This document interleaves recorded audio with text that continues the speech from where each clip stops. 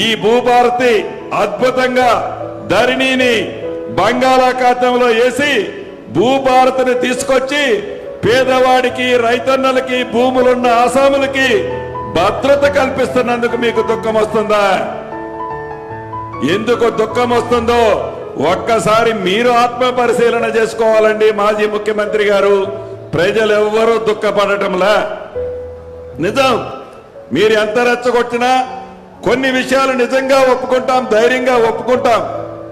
ఎందుకంటే ఎన్నికల ముందు మేము చెప్పాం, ఇవన్నీ ఇస్తామని, హామీలు ఇస్తామని చెప్పాం.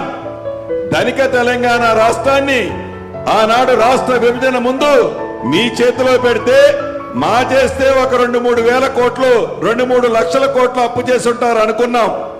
కానీ తీరా లెక్కలు చూస్తే 8,19,000 కోట్లు అప్పు చేసి ధనిక తెలంగాణ రాష్ట్రాన్ని, అప్పుల తెలంగాణ రాష్ట్రాన్ని మాకు అప్పగిస్తే మేమేమి మాట తప్పటంలా ఒక్కొక్కటి చెప్పిన ప్రతి కార్యక్రమాన్ని పేదవాడికి ఇస్తున్నాం. పేదవాడంటేనే ఇందిరమ్మ ప్రభుత్వం, ఇందిరమ్మ ప్రభుత్వం అంటేనే పేదోడు ప్రభుత్వం. అంతేకాని మాటకు ముందు మాటకు వెనక మేమేదో మాట తప్పిన వాళ్ళు అన్నట్టు, మీలాగా మేమేదో దోచుకున్నట్టు పదే ఇది ఇస్తున్నావు అది ఇస్తున్నావు. 10 ఏళ్లలో నువ్వు ఇచ్చిందేంటి? ఇందిరమ్మ ఇళ్ళు ఎన్ని ఇచ్చావు నువ్వు? ఆ రోజు ఏది డబుల్ బెడ్రూమ్ ఇళ్ళు ఎన్ని ఇచ్చావు? మొత్తం కలిస్తే 96,000 మొదలు పెట్టావు, 60,000 కట్టావు, 36,000 మొండుగోడలతో మళ్ళీ అవి కూడా మాకే ఇచ్చావు.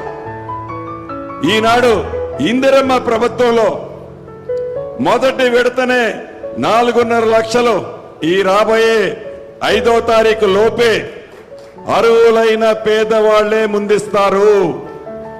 ఇందిరమ్మ ప్రభుత్వం అంటేనే పేదోడి ప్రభుత్వం. దయచేసి ఇందిరమ్మ సైనికుల్లా రాష్ట్రంలో ఉండే ప్రతి ఒక్క సైనికుడు మొదటి విడత బహు పేదవాళ్ళు ఎవరైతే ఉన్నారో వాళ్ళకే ఇందిరమ్మ ఇల్లు ఇచ్చే విధంగా చర్యలు తీసుకోవాలని, ఈ భూభారతి భవిష్యత్తులో తెలంగాణ రాష్ట్రానికే కాదు దేశానికే ఒక రోల్ మోడల్ చట్టంగా తెలంగాణ ప్రజల దీవెనలతో ఈ చట్టం 100 ఏళ్లు వర్ధిల్లే విధంగా ఈ చట్టాన్ని తయారు చేశామని ధైర్యంగా నేను చెప్పటం కాదు, మేధావులు చెప్తున్నారు అని.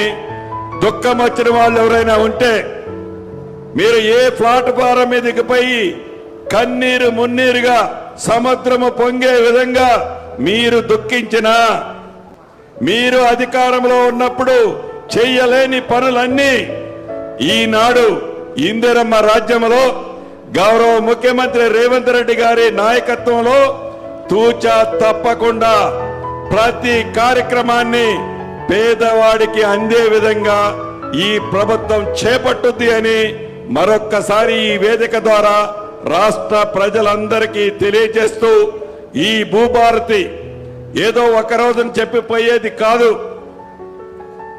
ఒకసారి చేసి ఆగేది కాదు. పేదవాడికి, రైతన్నకి, భూములున్న ఆసామికి పూర్తి భద్రత ఇచ్చే చట్టము చుట్టములాగా ఉంటుందని తెలుపుకుంటూ సెలవు తీసుకుంటున్నాను.